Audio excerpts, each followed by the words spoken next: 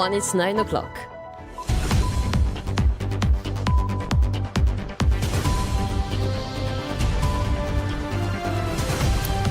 The news with Ayrece Stewart. Good morning, Ayrece. Good morning, Sophie. The headlines. New twist at the Supreme Court as former VAQA Meteorological Director withdraws bid for judicial review of his retirement after Cyclone Bilal controversy.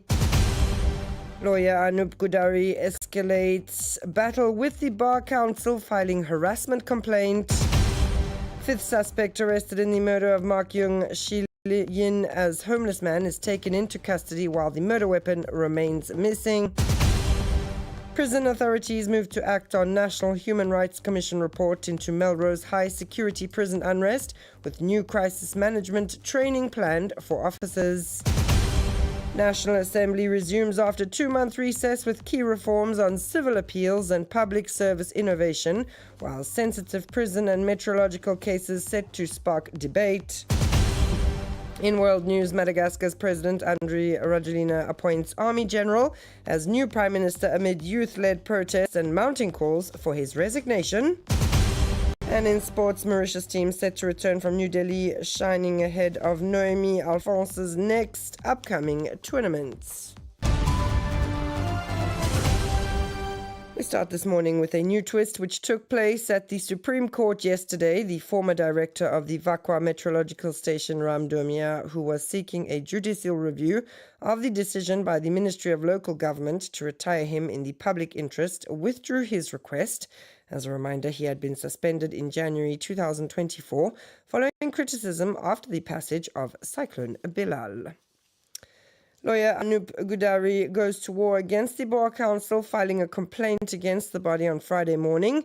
According to the lawyer, he was the victim of harassment when he was denied access on Thursday afternoon to a tea party at the Bar Council headquarters in Port Louis, with Indian Chief Justice Sri Bhushan Ramkrishna Gavai as guest of honor. More on this in this report by Lovina Sophie, voiced by Ashibachu. According to the lawyer, he was denied access to this tea party because he was not wearing a tie. However, Maître Gudari argues that he was wearing the collar of his shirt, the formal attire used in court. This outfit, he says, is already considered superior to a tie in the legal profession. Denying entry for the reason of no tie would show a misunderstanding of legal dress etiquette. When asked for a reaction, Maître Nilkant Dolou said he preferred not to comment as the matter is now before the Bar Council. He believes it would be inappropriate and unethical to speak before the Bar Council gives its decision. It should be recalled that lawyer Anup Gudari obtained a stay order against the Bar Council on September 23rd. He had challenged his summons to the Supreme Court following a video he filmed in a bathtub calling on the public to participate in a demonstration in Port Louis against the reform of the old age pension system. The Bar Council had considered that the style of this video could breach the lawyer's code of ethics. But Maître Anup Gudari argues that his summons violates his constitutional right to freedom of expression. The case will be called again on October 27th. A fifth suspect was arrested yesterday in connection with the murder of Mark Young Shi Yin, owner of Mark's Aquarium. Cedric Carré, a 23-year-old homeless man, is suspected of being the alleged killer of Mark Young Shi Yin, while the murder weapon remains missing. 4 other people are in custody in this case, including the victim's eldest son.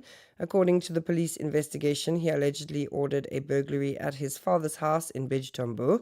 With his accomplices, they then reportedly set fire to the home. The investigation is being led by the Major Crime Investigation Team. Prison authorities have taken seriously the investigative report of the National Human Rights Commission on the disturbances at the Melrose High Security Prison. A meeting between senior officers and the Commissioner of Prisons was held last Saturday. Authorities are planning to implement staff training very soon to better handle crisis situations by prioritizing negotiation and de-escalation.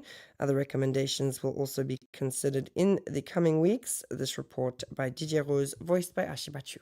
One of the major concerns of prison officials, according to our sources, is inmates under the influence of synthetic drugs. Most suffer from lasting after effects and are often violent.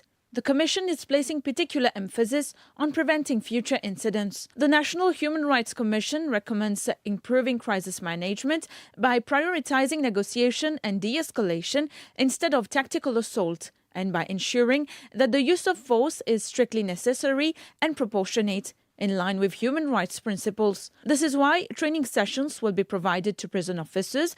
It is essential to establish clear procedures for authorizing the use of force and an effective chain of command in times of crisis. In addition, the Commission stresses the need to provide enhanced and regular training to prison staff on conflict management, communication, and de-escalation.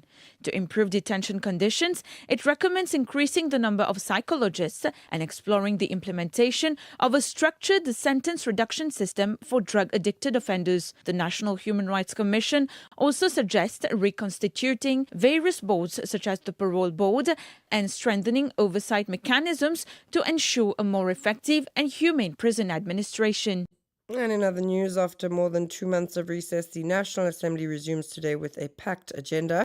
Two key bills will be debated: the Civil Appeal Bill to modernize and speed up judicial procedures, and the Atal Bihari Vajpayee Institute of Public Service and Innovation Bill, aimed at creating a national training and innovation institute to boost public service performance.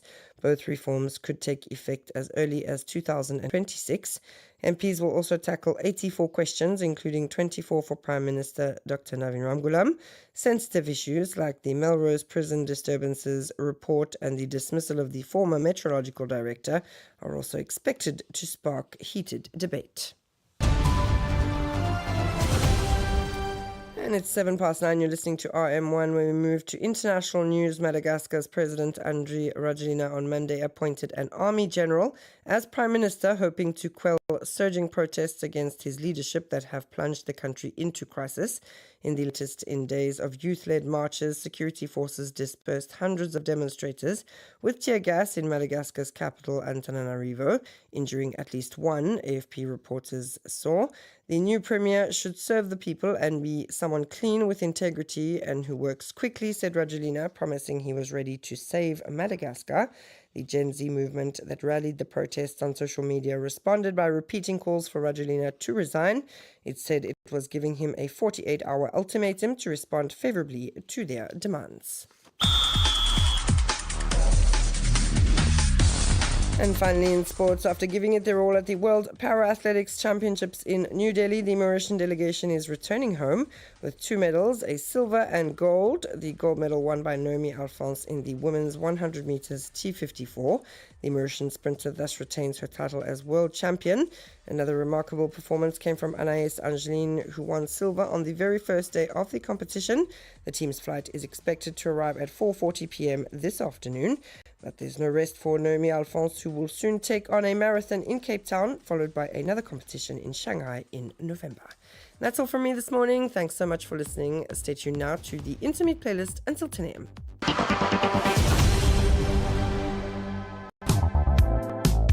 Bienvenue, vous